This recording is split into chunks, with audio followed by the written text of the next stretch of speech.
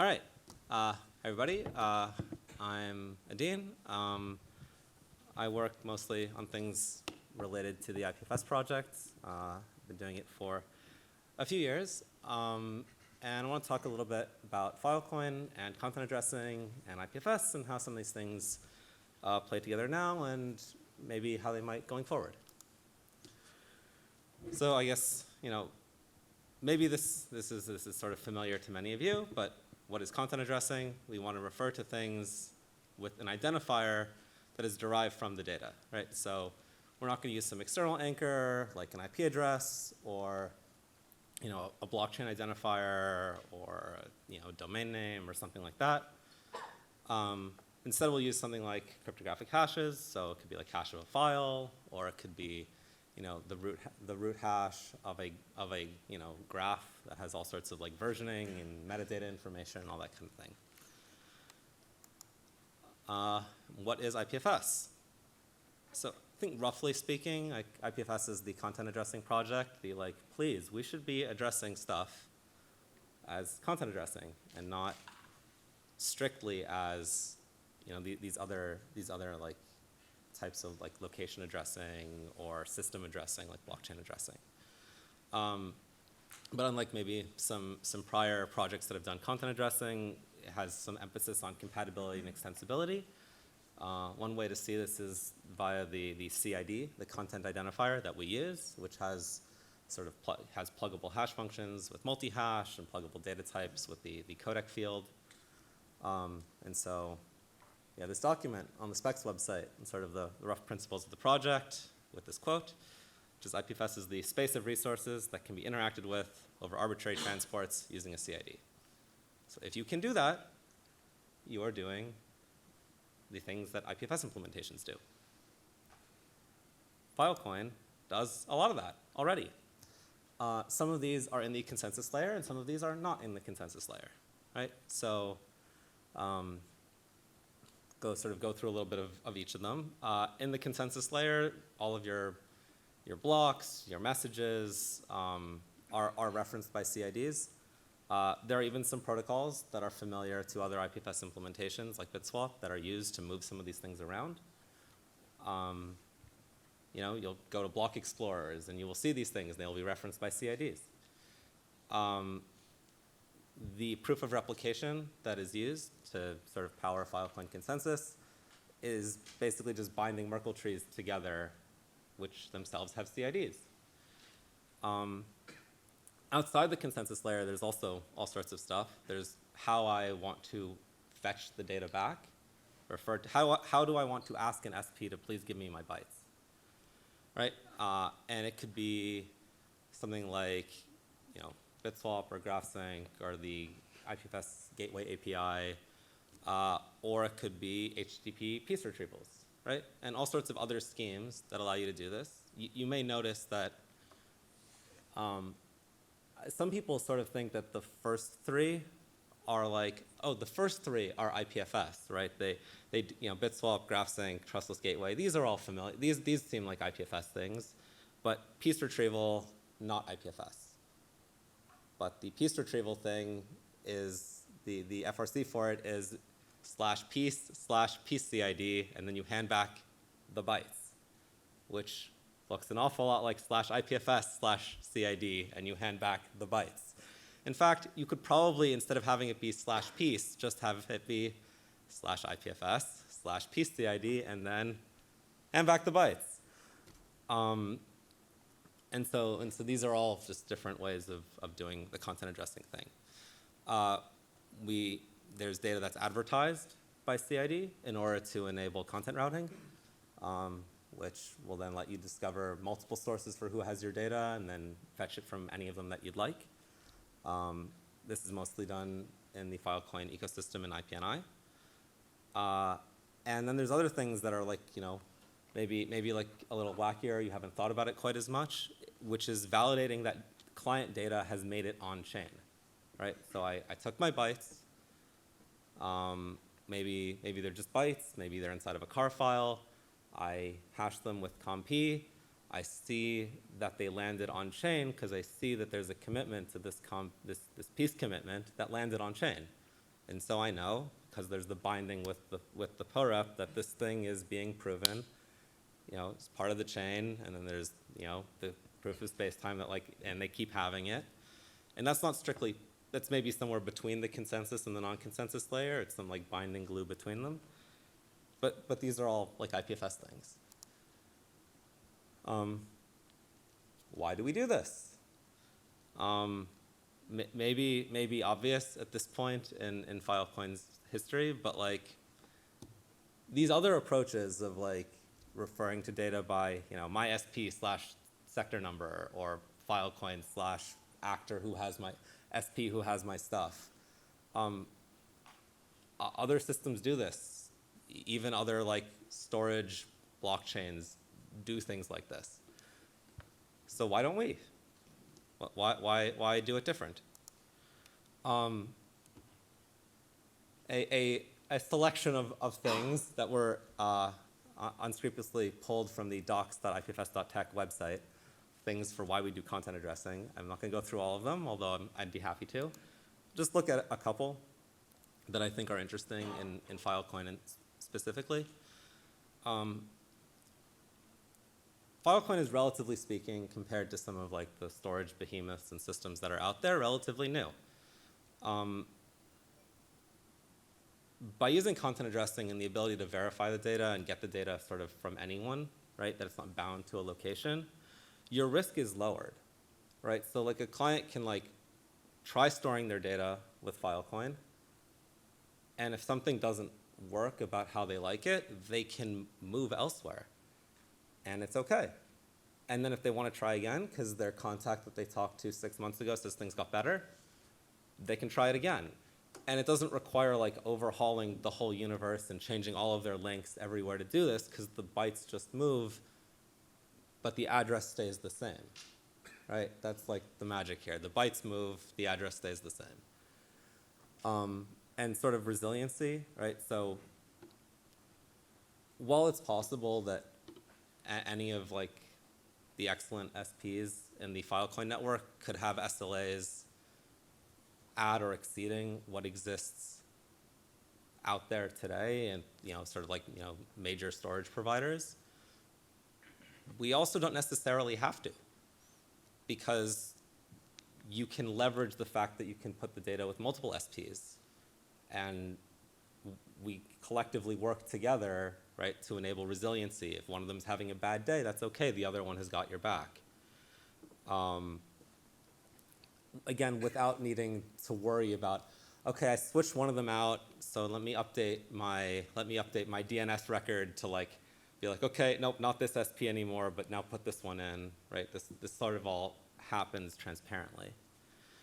And then sort of the performance of, again, in a non-coordinated network, being able to figure out, I'd like to just pull from the source that's closest to me, or I'd like to pull from multiple sources in parallel, right? You can do curl, or you can use ARIA2C, and one of them is going to be faster than the other, your HTTP downloads than the other one will, by virtue of parallelism. You may not always want to content address. Here are some of the top reasons I've sort of seen. You want mutable data, so content addressing won't really let you do that, because the content changes, then the address changes. Or you want nicely named data. You're I wanted it to, I'm okay with it being immutable, but I would prefer not a hash, because hashes look long, bad for typing. And that's okay. So then you can still build a system that has some mapping from your mutable or nicely named thing into the immutable space, and sort of allow the users to handle both if that's what's needed for your use case, right? If you imagine you did an HTTP request for a thing that was location addressed, but instead of just downloading a 20 gigabyte blob, you got handed back a CID in the header, and then started streaming the 20 gigabyte blob. And you're well, maybe I could actually get the data from other places too, now that I know what I'm looking for, right? You could kind of leverage both the content addressing, and if you really needed if you wanted the nicer names, location addressing. And by the way, this is exactly how BitTorrent works. You take a small thing, it tells you where else can you get the bigger thing, and you get the bigger thing. Yeah, right? And I think there's a lot of lessons that we can learn from what has happened, you know, sort of positive and negative from the BitTorrent ecosystem here as well. Like the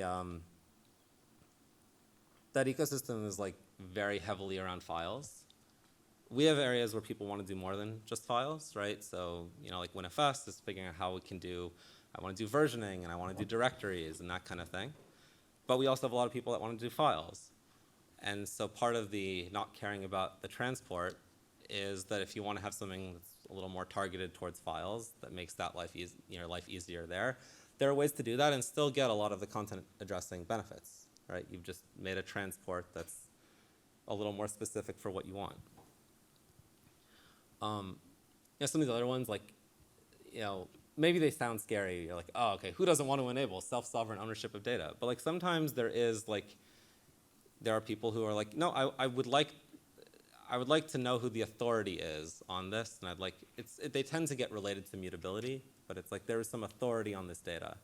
And if the authority says it goes away, I would like to make it hard for somebody to bring it back.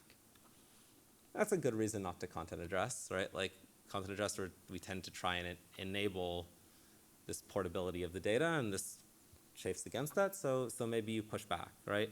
Maybe you do this thing with the mapping into a content address, right? But where the identifier lives outside the system. Sorry, it's too much text for a slide, really. But we're already doing, like, Filecoin's already doing a lot of IPFS things. I mean, like, this didn't take me very long to come up with. There are more, I'm sure.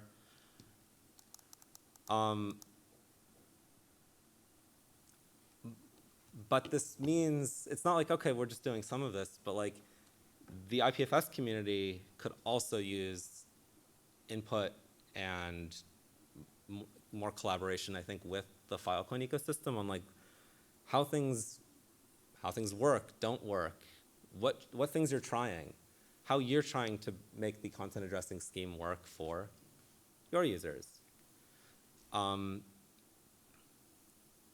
Because there's sort of a lot of shared problems. There's just a lot of shared problems and shared expertise that can happen when these groups get together, even if it feels like they're working on very different problems. I think looking at maybe a couple examples, Boost and .storage seem to have shared a lot of very similar techniques in how they've improved what they've done over time, despite one of them trying to run software that runs on SP machines and the other trying to run some stuff that works inside of existing cloud infrastructure. Like the techniques are fairly similar and could apply in similar ways, but involve, you know, getting together and realizing, wait, maybe there's someone else who can help me who's done some of this work already, or has lessons for me about what not to try because it didn't work when they tried it last time. This is maybe prepping for some conversations I suspect are coming later today. But when deciding, you know, if we're just talking about Filecoin deals, right? Like the data the user has asked you to store and that you're later going to retrieve, you might want to, there's some things you may want to think about and like how should this go? Because the IPFS space, again, is huge. If you can address it with the CID, you're good to go. Address it with the CID means you have like a hash function and identifier. So like you have a really wide space available. But just because you have a wide space available, that doesn't mean necessarily, you know, can and should are not the same, right? So some things you may want to think about in that process, like if I make a new storage format, or if I'm deciding on a storage format, do I want one that's in use in a bunch of places already, or do I want something new? What are the ramifications of that? Where else in our ecosystem would I want this tooling to work, or would I want my format to get processed, right? Within the IPFS ecosystem, I think we have, and I've heard people refer to it as the tyranny of Unix FS, which is that in some of the most common protocols and systems, like the, you know, the IPFS Gateway API, like understanding and support of UnixFS is baked in a way that isn't supported for other types of formats, which should be also reasonably recognized. Some of the lack of push there is because there hasn't been enough partners on the other side saying, here's what we need, here's how we're going to make this, here's how we're going to evolve this protocol to accept more, to understand more. But even if you evolve the actual protocol to allow you to understand more, there's the systems and places where software is deployed where this would matter, right?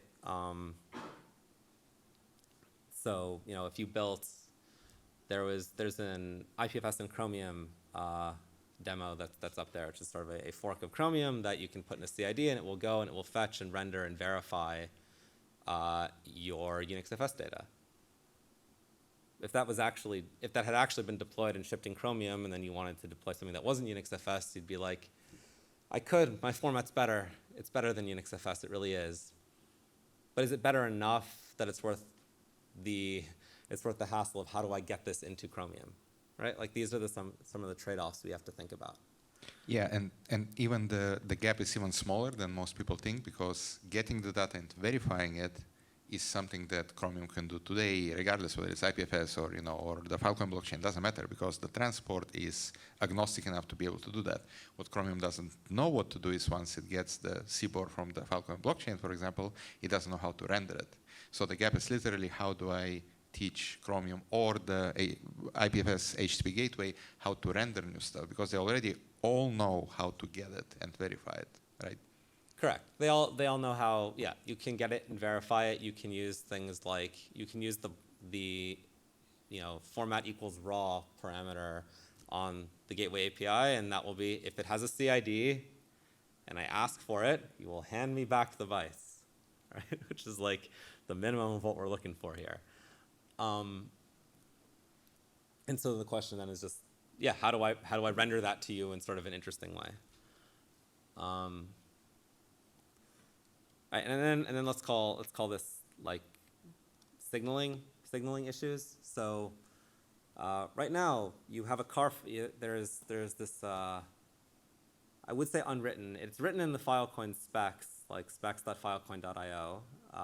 It's not enforced anywhere in consensus, but you put a car file followed by a bunch of zeros in your pieces. That's how it goes in a lot of ways.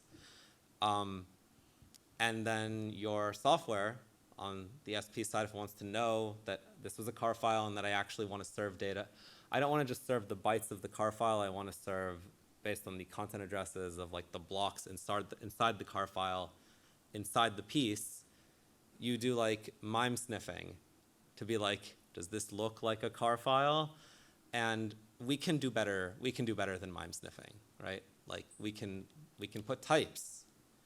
We can put types in the data. We can put types in the deals that are on chain. We can put types in any number of places that allow you to evolve the format and say, okay, this one was a car v1.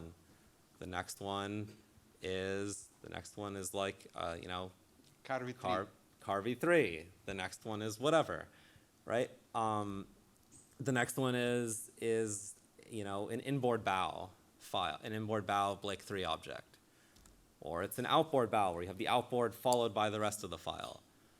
Whatever these schemes are, you probably want to be able to support more than one of them.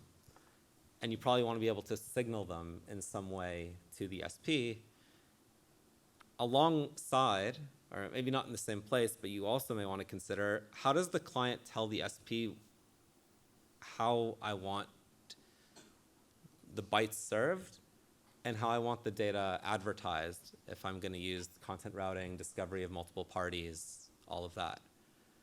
Do I want to advertise every chunk of my 100 gigabyte encrypted blob?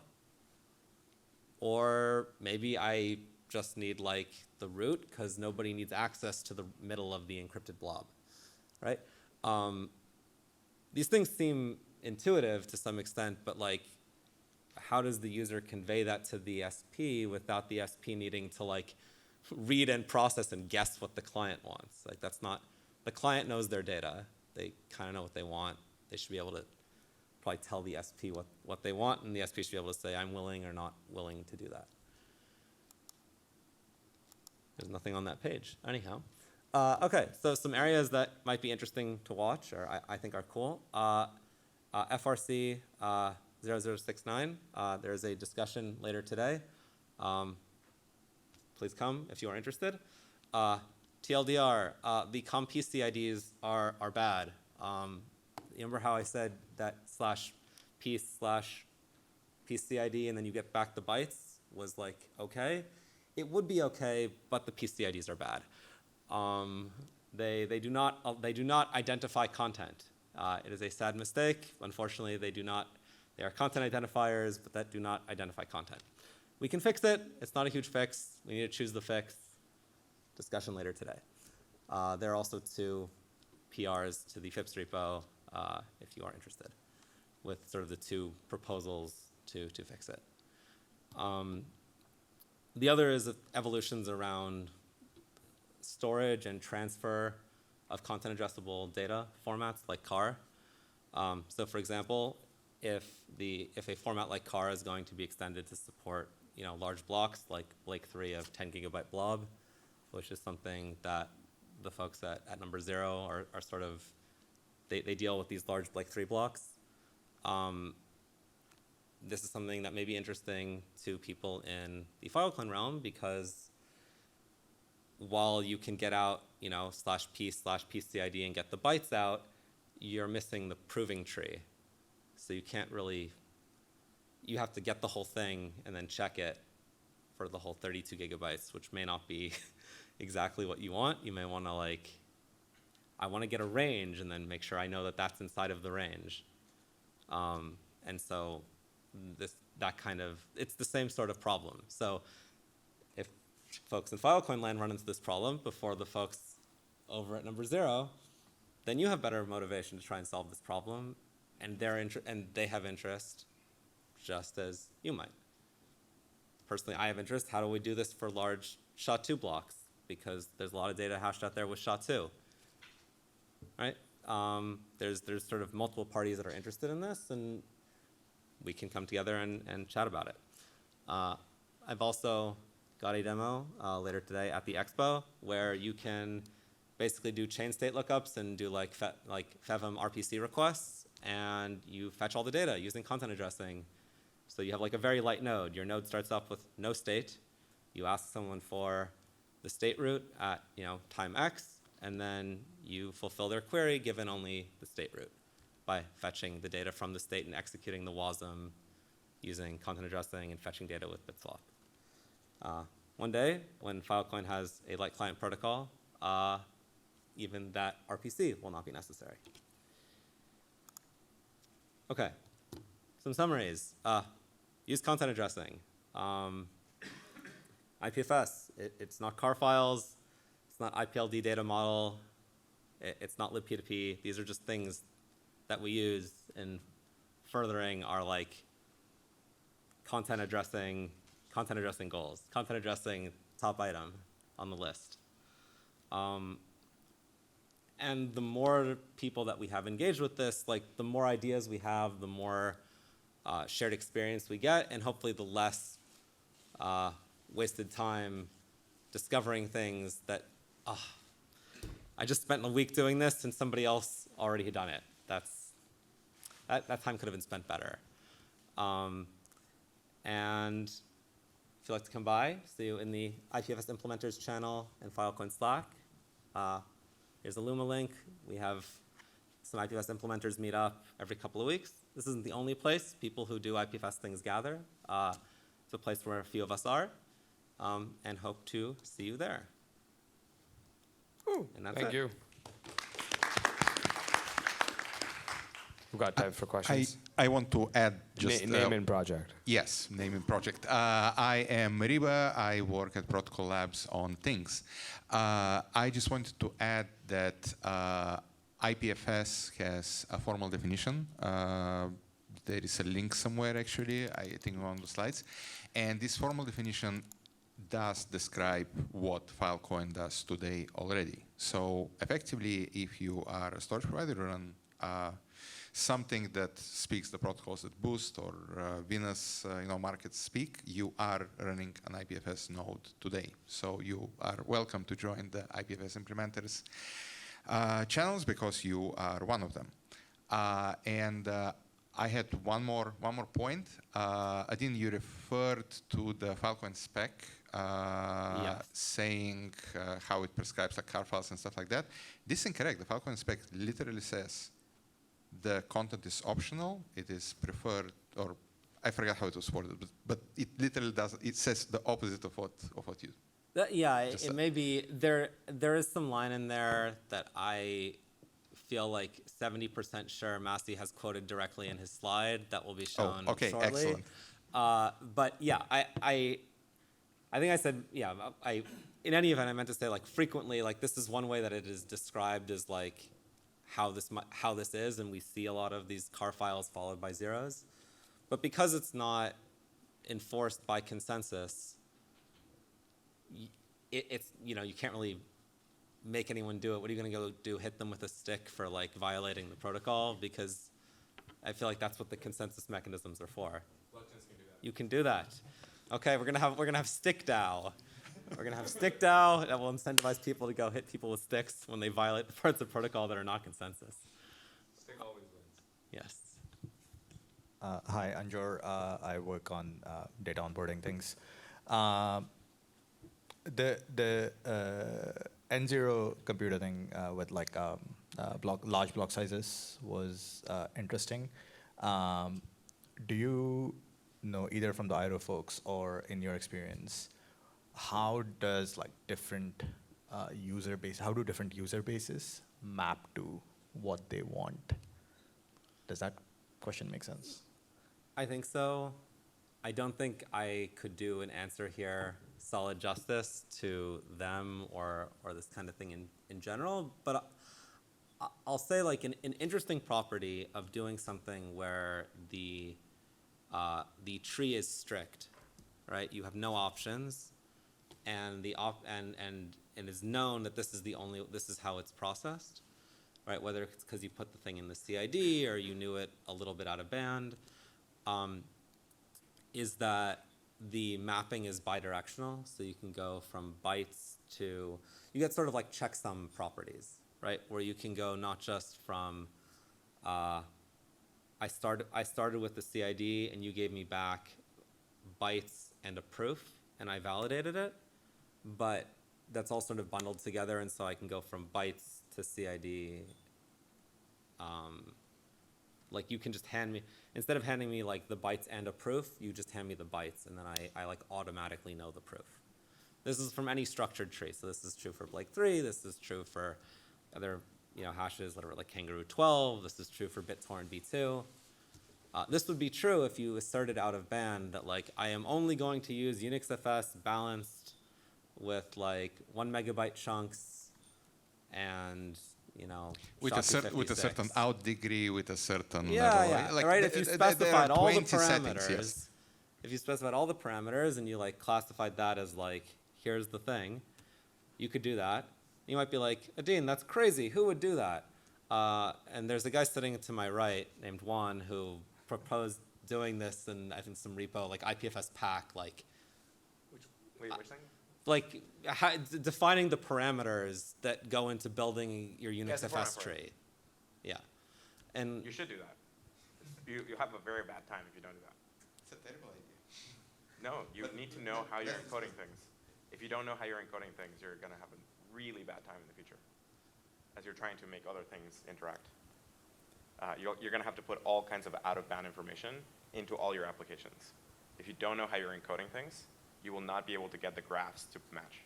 And so things won't check out. So you need to carry what information, you need to carry the information of how you're encoding some data into a graph so that the hashes check out. I don't think you need to do that because it's two separate properties. The question is the function that I need, I go from, I asked for data with a CID, you gave me back bytes, I validated it, Or is it you gave me back bytes and a proof, and I validated it? Like, these are two different functions depending on what you need, right? So, like, you can build UnixFS data that doesn't enable that because you made a funky thing. I glued some data that Reba produced in one scheme with data that Android produced in a different scheme. This is why IPFS add doesn't work, right? So this is why IPFS add is stuck with the old format. It's because we didn't add this way of describing how you're graphing. This was a mistake that we made of not understanding that we needed to describe very concretely the specific layout algorithm, which is why most graphs ever produced by Go IPFS or Kubo now suck. They're like these huge binary trees. They're not optimized for fast reads. And we can't really change that because all the tools expect the hashing to match. And we're stuck in like CIDV0. And that came from not having a specified format that tells the encoder how to behave. And so we need a self-describing way to address the programs that are going to run over the data that turn it into a graph so that you can always go back and so that you can make it portable. The whole goal is portability and different applications using the thing. So if you don't have that, then you're going to have to carry that information somewhere else, and you're going to have to define ad hoc formats for doing that, which will then lead to massive fragmentation. So you don't have to do it, but I mean, you don't have to do anything in computer science. You can just like send bits around. You should do it if you want the portability that content addressing gives you to maximize. It doesn't have to maximize. You could have a lot of utility from content addressing without a lot of these things. You could just use SHA-256 hashes, or like Git, use SHA-1. Probably don't use SHA-1, bad idea. But you could. However, if you want the portability to maximize, you want to self-describe every single operation that you run on the data on the way down, so that on the way back out, you can know exactly what you need to do, and you can round trip safely. If you can't round trip safely, then a lot of the benefits of content addressing sort of go out the window. Yeah, so what you're saying is that the abstract, like, if you have, I have a CID and you give me back bytes and a proof, or you just give me back bytes and I know the proof out of band because it's been attached to the CID or something like that, or it's in the root of the graph, right? Those are two different abstractions. Both are enabled. People are finding that having the thing where you can go back and forth, where you don't need the proof because the proof is known out of band, can be useful. And in those areas, that's probably where you're seeing that get the most utility. There are downsides. Blake 3 is a very specific format, right? So like Blake 3 is sort of intentionally anti-deduplication because it can lead to sort of side channel attacks depending on what you're using your hash for. So if you wanted to do sort of interesting like deduplication things, Blake 3 is not for you, but that may not be your game, and then Blake 3 is fine for you, right? So this is part of the I personally do not subscribe to there's going to be one answer, that's going to be the thing that does everything, right? I feel like the extensibility and compatibility here is to allow for different use cases and then allow sort of the ecosystem's level of adoption of them to rise with their utility. Right? So you don't have to implement everything just because somebody implements, there's a great example in the multi-based repo, right? There's like a wacky emoji multi-base, and you don't have to, you do not, any multi-based implementers out there, right? CID implementers out there, you do not need to implement emoji multi-base, right? But it would be so cool if you did. But wouldn't it be cool if you did, right? And I feel like that's like it for basically all of the extensibility things, right? You do what you want to do. I have a question, please. Why PCID is not content addressing? The current PCID is not content addressing because a content ID. Sorry, the current multi-hash we use for PCID. Well, it's both. It's important to be specific about this. No, but it's both. So the current multi-hash is a valid multi-hash, but it doesn't give you what you want. What?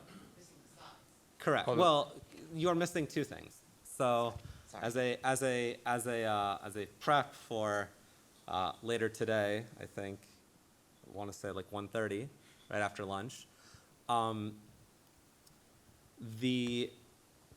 There are two things that are missing from the current PCIDs that make them look like other hashes. There is what I will call the very bad thing, which is that the height of the tree is not encoded and is not derivable from the tree itself.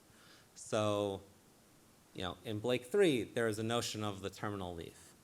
In BitTorrent v2, there's also a notion of the terminal leaf based on size. In UnixFS, whether you're using DAG-PB leaves or raw leaves, there's a notion of the terminal element. CompP, so you're sunk. And the reason you're sunk is because the content identifier, instead of identifying one piece of content, identifies a family of pieces of content, a family of content. Because at each layer of the tree, that could have been the final layer of the tree. And so I could have given you 32 gigs, and it would check out. And I could have given you 16 gigs, and it would have checked out. And I could have given you 128 bytes, and that too would have checked out as the valid hash. And so that's the big problem that's broken. The second problem that's broken is that other functions that are, you give me this set of bytes, I put it in one block as a hash for you. They have some notion of like, your things are, I think it's like SHA-2, it's like 512 byte blocks. But what if your data was, heaven forbid, not exactly a multiple of 512 bytes? Like, what would you do? And so there's a padding, and then there's a notion of like, this is how much padding I had embedded in the data itself. In order to say, here's the data, here is the data end and all the padding, which allows, if you go to Wikipedia, I think like the definition of a hash function is that it takes like variable input to a fixed output length. CompP does not do that because it only operates on data of a specific size, which is, if you embed the FR32 extension, then whatever, n equals 2 to the I times 127 over 128, where I is an integer. Like, so that's kind of what you're, so there's two problems to fix. There is the height problem, and there is the padding problem, right? Question for the FRC discussion is, do we want to fix one or both of these problems?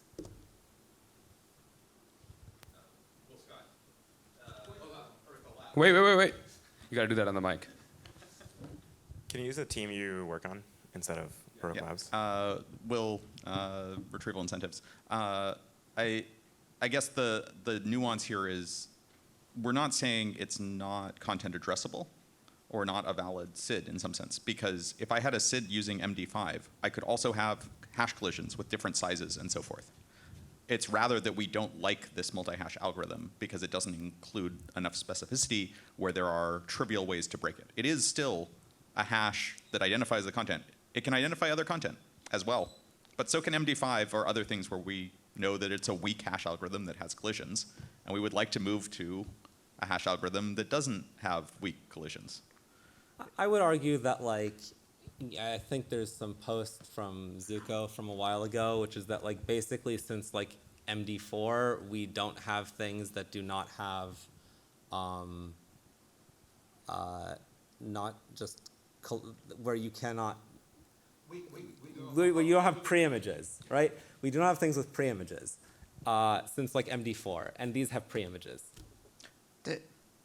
The other thing, I mean, the one thing that's worth noting is that in the primary place where one would discover PSIDs, the missing information is present. Like next to the PSID is P-size everywhere on chain. I'm not saying that solves the problem by any means. I'm just, like that's why the P-size is there. That's what makes a Filecoin deal identifiable. So my problem is over here, where you see that validating client data has been committed on chain is in the non-consensus portion because it's not done on chain. So I don't disagree that like Filecoin's not collapsing because of this problem. Consensus still works. There's no problems. Consensus is fine. That being said, people are going to build things that are non-consensus using these CIDs, and they're going to probably do it badly because People have built things. Yes, and people done them badly. have past tense also built things that did this badly. and so I think like a lot of, when you look at like how modern hash functions are designed, there's a lot of like, how do we stop people from accidentally misusing this? And I think this is in turn our sort of responsibility with these CIDs is like, how do I stop people from misusing this? Also, it happens to again like fit our like our requirements, right? So like IPFS uses CIDs. It doesn't use like a tuple of CID plus random extra metadata to validate. It uses the CID to do validation. I mean, maybe we should be a little bit more precise when we talk about this, because it uses CIDs with cryptographically secure hash functions, because murmur hash has a CID. Sure. Yes, you can use hash functions that are super bad. Like you could use a multi-hash and truncate the size to 0, and then everything validates. Yes. Most IPFS implementations, I would hope, solve that by doing a minimum size check on your hash. But if yours doesn't, please fix. Andrew, do you still have a question?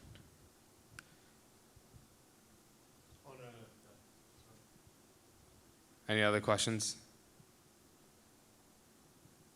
All right, round of applause for Dean. Thank you so much.